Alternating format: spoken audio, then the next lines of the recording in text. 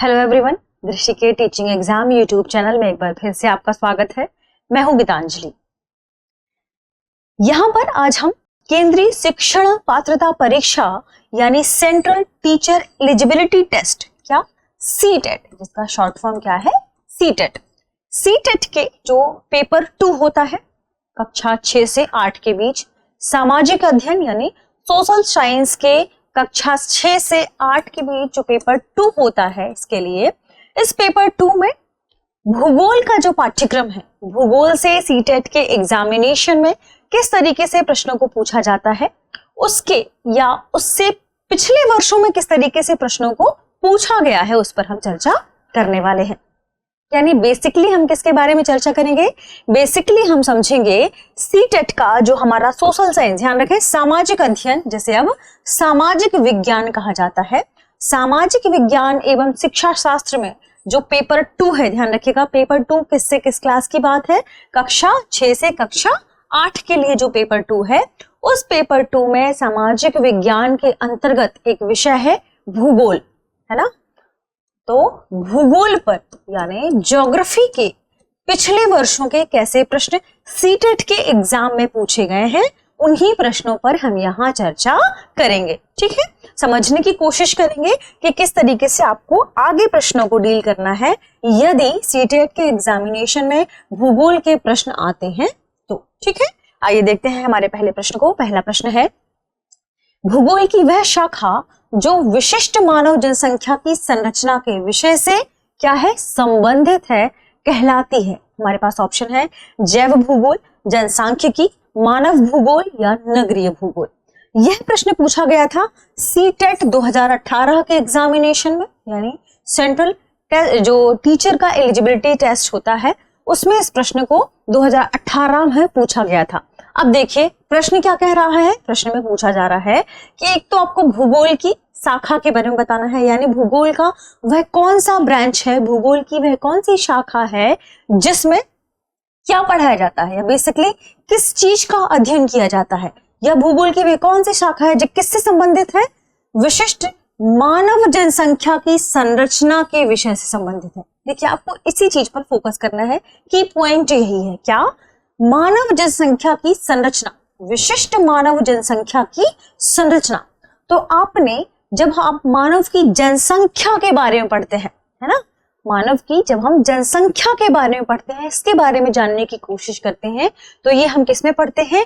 जनसांख्यिकी में, जिसमें हम जन यानी लोगों की संख्या, इनकी गणना के बारे में पढ़ते हैं। आपने जनगणना शब्द जो सुना होगा वह भी जनसांख्यिकी के भीतर ही आता है। तो ध्यान रखिएगा कि यह किसके अंतर्गत आएगा? यह भूगोल की जनसांख्यिकी शाखा के अंतर्गत आएगा। यानी विशिष्ट मानव जनसंख्या की संरचना के विषय में हम किसके अंतर्गत पढ़ते हैं? जनसांख्यिकी के अंतर्गत पढ़ते हैं। ठीक है, तो यही इस प्रश्न का क्या है सही जवाब है। अगला प्रश्न देखते हैं। अगला प्रश्न है, सामाजिक विज्ञान के बारे में निम्नलिखित में से कौन सा कथन गलत है? ध्यान रखिएगा क्योंकि कई बार आप प्रश्न यहीं से गलत कर सकते हैं यदि आपने प्रश्न को ठीक से नहीं पढ़ा है। तो प्रश्न में क्या पूछा गया है? एक तो आपको बताना है सोशल साइंस के बारे में, सामाजिक विज्ञान के बारे में, और इन 4 प्रश्नों में से सामाजिक विज्ञान के बारे में कौन सा प्रश्न गलत पूछा गया है। आपके पास कथन है, सामाजिक विज्ञान स्वतंत्रता, विविधता के प्रति सम्मान आदि जैसे मानवीय मूल्यों का निर्माण एवं विस्तार करता है। दूसरा कथन है, चूंकि सामाजिक विज्ञान मनुष्यों से संबद्ध है इसलिए इसकी खोज की प्रकृति क्या है? वैज्ञानिक नहीं है। तीसरा, सामाजिक विज्ञान विश्लेषणात्मक और सृजनात्मक सोच के लिए नींव रखता है। और चौथा कथन है, सामाजिक विज्ञान में ऐतिहासिक, भौगोलिक, आर्थिक और राजनीतिक आयामों से लेकर समाज के विविध सरोकार शामिल होते हैं। अब आपको बताना है कि इन 4 कथनों में से वह कौन सा कथन है जो सामाजिक विज्ञान के बारे में सही नहीं है, यानी सामाजिक विज्ञान के बारे में गलत है। देखिए यदि हम सामाजिक विज्ञान की बात करें तो सामाजिक विज्ञान एक ऐसा विषय है जो बहुत से विषयों को अपने आप में समेटे हुए है, जिसमें हम आर्थिकी की बात करते हैं, जिसमें हम राजनीति की बात करते हैं, जिसमें हम भूगोल की बात करते हैं। सामाजिक विज्ञान की बात करें तो ध्यान रखिएगा कि सामाजिक विज्ञान स्वतंत्रता, विविधता के प्रति सम्मान आदि जैसे मानवीय मूल्यों को समाहित किए हुए है। जैसे मूल्यों का निर्माण और विस्तार भी करता है। यानी यहाँ पर पहला कथन सही हो जाएगा। क्यों? क्योंकि सामाजिक विज्ञान में हम लगभग सभी चीजों के बारे में अध्ययन करते हैं। हमारे आसपास जितनी भी घटनाएं घटित हो रही हैं, हमारे आसपास जो भी परिस्थितियां मौजूद हैं, जो पर्यावरण है उसमें जितने प्रकार के घटक पाए जाते हैं, इन घटकों का आपसी संबंध कैसा है, इन घटकों में कौन कौन सी क्रियाएं होती हैं, हम इन सभी के बारे में पढ़ते हैं किसमें? सामाजिक विज्ञान के अंतर्गत। तो ध्यान रखिएगा, सामाजिक विज्ञान स्वतंत्रता, विविधता के प्रति सम्मान आदि जैसे मानवीय मूल्यों का निर्माण और विस्तार करता है। बिल्कुल सही बात। दूसरा है, चूंकि सामाजिक विज्ञान मनुष्यों से संबद्ध है इसलिए इसकी खोज की प्रकृति वैज्ञानिक नहीं है। यह कथन गलत है। क्यों? क्योंकि सामाजिक विज्ञान की जो प्रकृति है वह वैज्ञानिक है। हम हमारे आसपास के हर एक वस्तु, आसपास की हर एक घटक के बारे में जानते हैं कि ये किसी न किसी चीज से निर्मित हुआ है। उसके निर्माण की जो प्रकृति है वह कैसी है? विज्ञान से परिपूर्ण है। क्रमबद्ध अध्ययन हम करते हैं ना, इसे वैज्ञानिक अध्ययन कहते हैं। जब हम सिस्टमैटिक किसी चीज का क्रमबद्ध और उसके बारे में डिटेल जब हम अध्ययन करते हैं, उसके बारे में जानने की कोशिश करते हैं कि किसी चीज का निर्माण कैसे हुआ है, उसके पीछे कौन कौन से चीजें हैं, उसके पीछे के कारण क्या है, कार्य कारण संबंध के बारे में जब हम अध्ययन करते हैं तो ये सारी चीजें एक वैज्ञानिक दृष्टिकोण के भीतर शामिल हो जाती हैं। तो ध्यान रखिएगा, सामाजिक विज्ञान यदि वैज्ञानिक विषय नहीं होता तो इसे आज भी हम सामाजिक अध्ययन ही कहते। लेकिन कई दार्शनिकों ने, आप कह सकते हैं, या कई ऐसे भूगोलवेत्ता हैं जिन्होंने इसे बाद में क्या कह दिया कि जो सामाजिक विज्ञान है वो सामाजिक अध्ययन है, वह केवल सामाजिक अध्ययन नहीं है, वह सामाजिक विज्ञान है। यानी इसके पीछे विज्ञान लिखे होने का मतलब ही है कि एक सिस्टमैटिक तार्किक ढंग से इसका अध्ययन किया जाता है, यानी इसमें वैज्ञानिक अप्रोच शामिल है। ठीक है, तो यहाँ पर दूसरा कथन दरअसल क्या हो जाएगा? गलत हो जाएगा। क्योंकि सामाजिक विज्ञान एक वैज्ञानिक विषय है इसलिए इसकी खोज की प्रकृति क्या है? वैज्ञानिक है। ठीक, सामाजिक विज्ञान विश्लेषणात्मक और सृजनात्मक सोच के लिए नींव रखता है। बिल्कुल सही बात है। जब आप 6th to 8th सामाजिक विज्ञान पढ़ेंगे तो आपको समझ में आएगा कि जी हाँ, सामाजिक विज्ञान में आपको जिन जिन छोटी छोटी चीजों का अध्ययन करना चाहिए, ये यहीं से बच्चों को नींव प्रदान करता है किसी भी चीज को विश्लेषण तरीके से, किसी भी चीज को जानने के लिए कि आपके पास कोई वस्तु है, आसपास आके कोई वस्तु है, तो आप उसे कितनी विश्लेषण करके किस तरीके से पूछ सकते हैं, किस तरीके से इसके बारे में जान सकते हैं, कितना विवरण इसके बारे में प्राप्त कर सकते हैं। यह एक ऐसा है विश्लेषण और सृजनात्मक सोच के लिए नींव रखता है। बिल्कुल, लोग इसके बारे में, बच्चे इसके बारे में बोलते हैं, सोचते हैं, नए नए तरीकों से इसके निर्मित होने की जो इनकी प्रकृति है उनके बारे में जानने की कोशिश करते हैं। ठीक है, तो हमारा तीसरा कथन सही हो जाएगा। चौथा कथन है, सामाजिक विज्ञान में ऐतिहासिक, भौगोलिक, आर्थिक और राजनीतिक आयामों से लेकर समाज के विविध सरोकार शामिल होते हैं। हमने अभी क्लास में डिस्कस भी किया कि दरअसल सामाजिक विज्ञान के अंतर्गत सारी एक्टिविटी शामिल हो जाती हैं। क्यों? क्योंकि सामाजिक विज्ञान में हम कृषि का अध्ययन करते हैं, हम उद्योग का अध्ययन करते हैं, हम संचार जैसी सेवाओं का अध्ययन करते हैं, यानी हमने इसमें सारी एक्टिविटी शामिल कर ली। फिर हम अपने आसपास के पर्यावरण का अध्ययन करते हैं, फिर हम जब स्थलाकृतियों के बारे में पढ़ते हैं, हम छोटी छोटी चीजों के बारे में पढ़ते हैं, वस्तुओं के बारे में पढ़ते हैं, आसपास के हमारे पर्यावरणीय घटकों के बारे में पढ़ते हैं, इन घटकों के निर्माण के बारे में पढ़ते हैं, तो उसमें विज्ञान भी शामिल होता है। यदि आप ऊतक वगैरह जैसी चीजें इसमें शामिल कर लेते हैं, कोशिका जैसी चीजें इसमें शामिल कर लेते हैं, यदि आप इसमें जो हमारे पास घटक हैं पर्यावरण के, उन घटकों को यदि आप पढ़ते हैं तो आपने देखा होगा कुछ घटक बहुत पुराने हैं, प्राचीन समय से निर्मित चले आए हैं, यानी हम उसके ऐतिहासिक दृष्टिकोण के बारे में भी जानने की कोशिश करते हैं। फिर हमारे आसपास जो वायु है, जो जल है, हम इन सभी चीजों के बारे में, हमारे पास जो स्थलाकृतियां हैं आसपास मौजूद हैं, हम इनके बारे में पढ़ने की कोशिश करते हैं, यानी इसमें भूगोल भी शामिल हो जाता है। फिर हमारी, क्योंकि हम कृषि एक्टिविटी, उद्योग आदि के बारे में पढ़ते हैं, तो आर्थिक और इसके बाद कुछ राजनीतिक आयाम भी शामिल हो जाते हैं कि कैसे, आपने पढ़ा होगा सामाजिक विज्ञान में, आदि मानव का विकास कैसे हुआ, कैसे वो अपने ग्रुप्स तैयार करते थे, कैसे आगे आखेट वगैरह करते थे, कैसे आगे की खोज हुई। तो कहीं ना कहीं सारी चीजें, क्योंकि जब आगे की खोज आपने सामाजिक विज्ञान में पढ़ा, यानी आप एक ऐतिहासिक दृष्टि की बात कर रहे हैं। ठीक है, तो हमने इसमें सारे क्या हुए, आयामों को शामिल कर लिया। तो यहाँ पर चौथा कथन भी क्या हो जाएगा, सही हो जाएगा, क्योंकि इसमें सभी प्रकार के सरोकार शामिल हो जाते हैं। तो कथन कौन सा गलत है इसमें? ऑप्शन बी, यह कथन इसमें गलत पाया गया। तो यही इस प्रश्न का क्या होगा, सही जवाब होगा, क्योंकि सामाजिक विज्ञान मनुष्यों से भले ही जुड़ा हुआ है, मनुष्य से संबद्ध है, मनुष्य के आसपास, लेकिन सभी प्रकार की एक्टिविटी मनुष्य को जो प्रभावित करती है ये इससे भी जुड़ा हुआ है, इसलिए क्या कहा जा सकता है कि इसकी प्रकृति वैज्ञानिक है, इसके अध्ययन की प्रकृति भी क्या है, वैज्ञानिक है। ठीक है, चलिए आगे बढ़ते हैं और देखते हैं हमारे अगले प्रश्न को। अगला प्रश्न है, उच्च प्राथमिक स्तर पर 6 to 8 की बात कर रहे हैं। उच्च प्राथमिक स्तर पर भूगोल और अर्थशास्त्र एक साथ निम्नलिखित में सहायक हो सकते हैं। ध्यान रखिएगा, भूगोल एवं अर्थशास्त्र एक साथ निम्नलिखित में सहायक हो सकते हैं। आपके पास देखिए कथन क्या है, पर्यावरण संसाधन एवं विकास के मुद्दों पर एक दृष्टिकोण विकसित करने के लिए सहायक हो सकते हैं, संसाधनों के इष्टतम उपयोग को समझाने के लिए सहायक हो सकते हैं, बहुलवाद को समझाने के लिए सहायक हो सकते हैं, या पर्यावरण स्थानों के बारे में ज्ञान को विकसित करने के लिए सहायक हो सकते हैं। तो देखिए, जब आप उच्च प्राथमिक स्तर की बात करते हैं तो उच्च प्राथमिक स्तर में जो भूगोल और अर्थशास्त्र होता है, चूंकि उसमें भूगोल समाहित है, इकोनॉमी दोनों समाहित है, ज्योग्राफी और इकोनॉमी के महत्वपूर्ण टर्म्स इसमें शामिल हो जाते हैं। और इन दोनों के भीतर ध्यान रखिएगा, जो पर्यावरण में विभिन्न प्रकार के तत्व पाए जाते हैं, घटक पाए जाते हैं, जितने भी प्रकार की चीजें पाई जाती हैं, और अर्थशास्त्र यानी कृषि से शुरुआत कहाँ से हुई, भारत एक कृषि प्रधान देश है, हम सभी जानते हैं, लेकिन कृषि से कैसे एक्टिविटीज आगे की ओर बढ़ती हैं, कृषि की पूरी कितनी फसलें हैं, कितनी प्रकार की फसलें पाई जाती हैं, फसलों का सीजन क्या है, इनकी विक्रय, बाजार जाना, उद्योग कैसे स्थापित हुए, ये सारी चीजें अर्थशास्त्र में शामिल हो जाती हैं। तो कहीं ना कहीं भूगोल और अर्थशास्त्र ये दोनों की एक्टिविटी जो छोटी छोटी एक्टिविटीज हैं, जिन्हें 6 to 8 यानी उच्च प्राथमिक स्तर पर रखा गया है, इन्हें जब आप एक साथ पढ़ते हैं तो इससे दरअसल हमारे पर्यावरण, संसाधन एवं विकास के मुद्दों पर एक दृष्टिकोण विकसित होता है। जब आप इन दोनों के बारे में पढ़ते हैं, इन दोनों की कंबाइंड स्टडी करते हैं, दोनों के बारे में जानने की कोशिश करते हैं, तो ध्यान रखिएगा तब वहां पर बच्चे किस चीज में ज्यादा एक्टिव हो जाते हैं, क्या समझने में एक्टिव हो जाते हैं,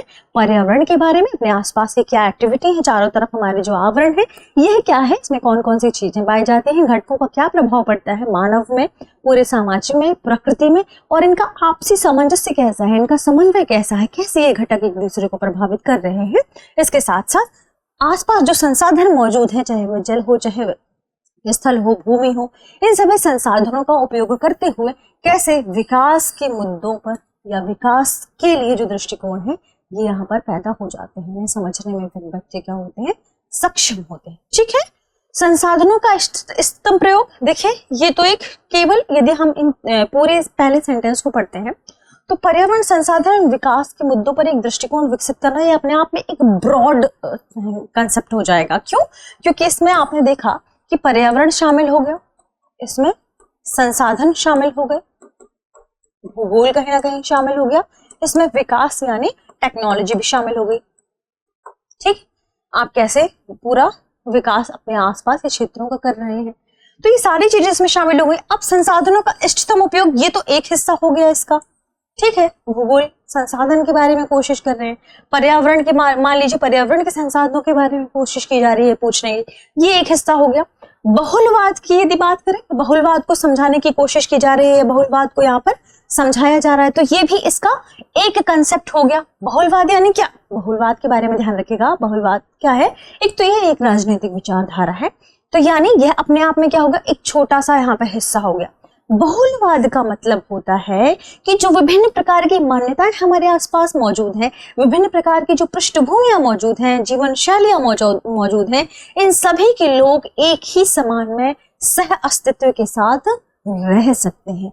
यही दरअसल क्या कहलाता है, यही कहलाता है बहुलवाद। ठीक है, एक बात ध्यान रखिएगा कि जब भी बहुलवाद की बात आती है तो बहुलवाद में आपको चीजें क्या ध्यान रखनी है कि सभी प्रकार की मान्यताओं के लोग, सभी प्रकार के पृष्ठभूमि के लोग, सभी प्रकार के जो लोग जिस प्रकार की जीवन शैली के लोग निवास कर रहे हैं, ये सभी एक साथ जब सह अस्तित्व के साथ रह सकने की अवधारणा की बात की जाती है तो ये बहुलवाद में आता है। लेकिन ये सारी चीजें कवर नहीं कर रहा है, या ना कहीं एक कंसेप्ट की बात की जा रही है।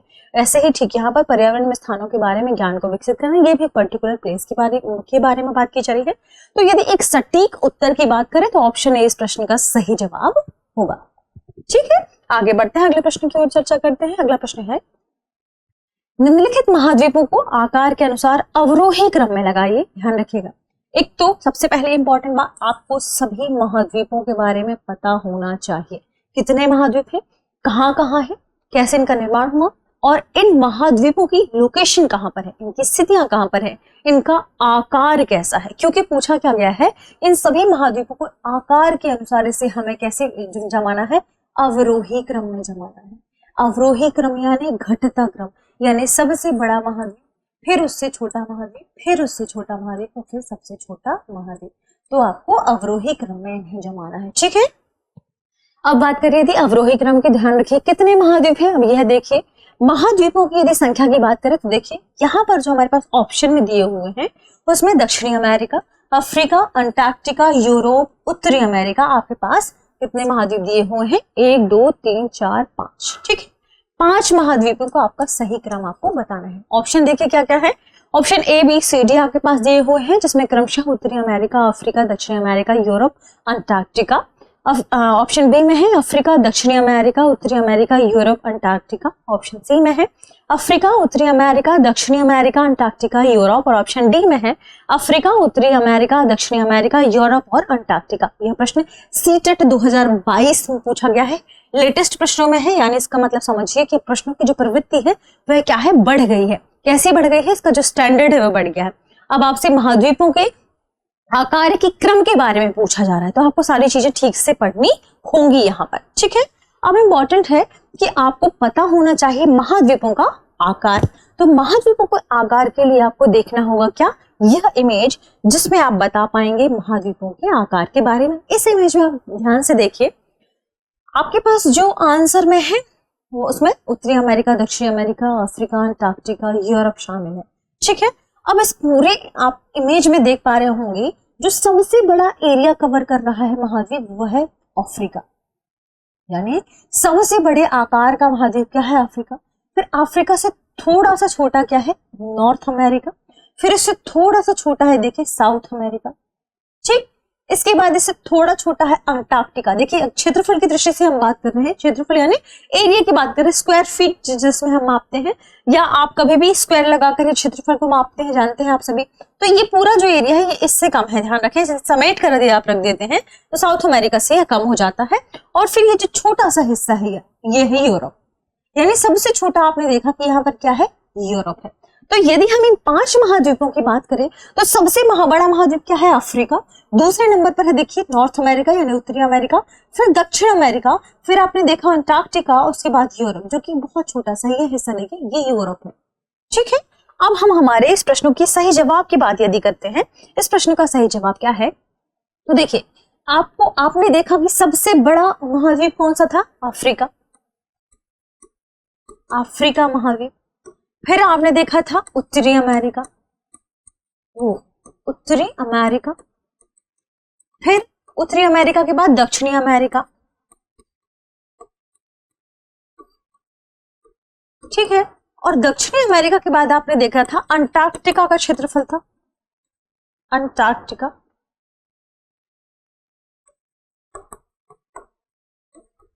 और अंटार्कटिका के बाद सबसे छोटा आपने देखा था हमारे ऑप्शन में से यूरोप, ठीक है।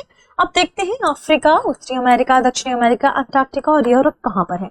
सबसे पहले क्रम पर तो अफ्रीका होना ही चाहिए क्योंकि अफ्रीका का क्षेत्रफल हमारे ऑप्शन में सबसे बड़ा है, ठीक है। तो अफ्रीका देखिए हमारे ऑप्शन में कहां पर है, बी और सी में और डी में। ऑप्शन ए हमारा पहले ही एलिमिनेट हो जाता है। फिर देखते हैं अफ्रीका के बाद उत्तरी अमेरिका कहां पर है, उत्तरी अमेरिका अफ्रीका के बाद सी और डी में है, यानी हमारा बी ऑप्शन भी एलिमिनेट हो जाता है। अब देखते हैं दक्षिणी अमेरिका को, तो अफ्रीका, उत्तरी अमेरिका, दक्षिण अमेरिका यहाँ भी है, अफ्रीका, उत्तरी अमेरिका, दक्षिण अमेरिका यहाँ भी है। देखिए चौथे नंबर पर है अंटार्कटिका, तो उत्तरी अमेरिका, तो अफ्रीका, उत्तरी अमेरिका, दक्षिण अमेरिका, अंटार्कटिका और यूरोप, यह हमारा सही जवाब होगा क्योंकि यही इसका सही क्रम है। ऑप्शन सी इस प्रश्न का क्या है, सही जवाब है। चलिए आगे बढ़ते हैं और देखते हैं हमारे अगले प्रश्न को। अगला प्रश्न है, निम्नलिखित में से कौन सा से युग्म सही सुमेलित है। सही सुमेलित युग्म को इस प्रश्न का सही आंसर मानना है, ठीक है। हमारे पास एक तरफ पृथ्वी की परत दी हुई है और दूसरी तरफ मूल तत्व दिए हुए हैं। पृथ्वी की परत की यदि हम बात करें तो पृथ्वी की परत के बारे में जानते हैं कुछ इस तरीके से, हम आंतरिक परत, ये देखिए इस तरीके से हम आंतरिक परत की ओर जाएंगे, ठीक है। पहली परत भूपर्पट्टी कहलाती है, दूसरी मेंटल कहलाती है और तीसरी कोर कहलाती है। यहाँ पर भूपर्पट्टी भी 2 हिस्सों में बटी है, कौन सी? बाह्य भूपर्पटी और भीतरी भूपर्पटी, या आप कह सकते हैं आंतरिक भूपर्पटी। ठीक, फिर है मेंटल, बाह्य मेंटल और आंतरिक मेंटल, फिर है कोर, बाह्य कोर और आंतरिक कोर, कोर, मेंटल एंड यहां पर है क्रस्ट, जिसे हिंदी में भूपर्पटी कहते हैं। ठीक, आपके सामने जो पृथ्वी की परतें हैं उसमें महाद्वीपीय संहति, महासागरीय परपटी, कोर या क्रूड दी हुई है। सामने इनके मूल तत्वों के बारे में नाम लिखा हुआ है। अब आपको ये बताना है कि सही सुमेलन कौन सा है। देखिए, महाद्वीपीय संहति के सामने लिखा है सिलिका एवं मैग्नीशियम, सागरीय परपटी के सामने लिखा है सिलिका एवं एल्यूमिनियम, कोर और क्रोड के सामने लिखा है निकेल व लोहा। आपको बताना है सही विकल्प का चुनाव करके। केवल एक सही है, केवल दो सही है, केवल तीन सही है, या एक दो तीन दोनों सही है? तीनों सही है। ठीक, देखते हैं यदि हम बात करें महाद्वीपीय संहति के बारे में।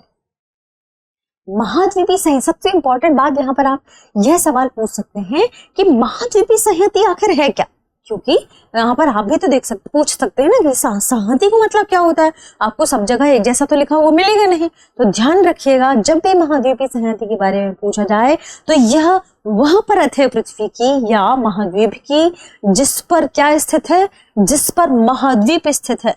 महाद्वीप संहति यानी यह वाला हिस्सा, ऊपरी हिस्सा। तो महाद्वीप संहति यानी जिस परत पर महाद्वीप स्थित होते हैं उन्हें हम महाद्वीप संहति कहते हैं।